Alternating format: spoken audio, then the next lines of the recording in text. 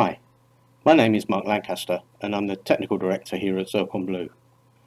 When I first started working in EDI back in the early 90s, the systems we implemented seemed quite miraculous.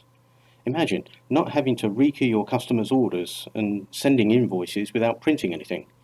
It was a total game changer at the time, but pretty mundane now.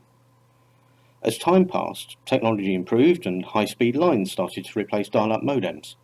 Transmission and receipt times were slashed, making it possible to do even more with EDI. Then AS2 came along, and suddenly businesses were no longer dependent on the value-added networks to move messages from one place to another. Cost dropped, and even more EDI became cost-effective.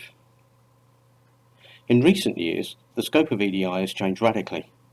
The established standards like X12, EDIFACT and Tradercoms are still very widely used, but other things like XML, JSON, CSV, spreadsheets are now in the mix, and being used in very creative ways to further reduce costs and increase efficiencies. We've also seen the rise of APIs, application program interfaces, that allow systems to exchange a far broader range of transactions in a cost-effective way. Their potential benefits for EDI have been and will continue to be enormous.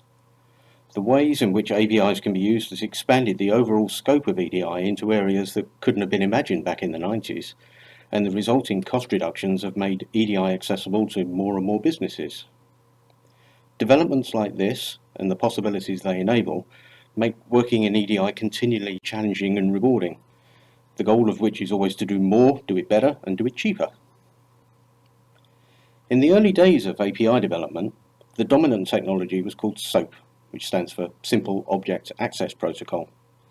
It was very successful in many areas of business, solved a huge number of problems, and allowed designers to create systems with unprecedented levels of automated integration. Although the S stood for simple, there was room for improvement. Some SOAP transactions could be quite challenging to comprehend if we're honest. More recently, REST, which stands for Representational State Transfer, has proved to be a more accessible option than SOAP. It too has been very successful and is now generally seen as the preferred option for designers and developers who need to integrate systems quickly and reliably. Today, all major applications like Xero, NetSuite, Dynamics 365 Business Central, they all provide REST options that open up all sorts of possibilities for systems integration. Similarly, the online marketplaces like Amazon and eBay provide REST interfaces that can be used to automate virtually all interactions with them. Combining REST technologies with an EDI system that's designed to take full advantage of them, ZEDI for example, has made automating business processes far more functional and cost-effective than ever before.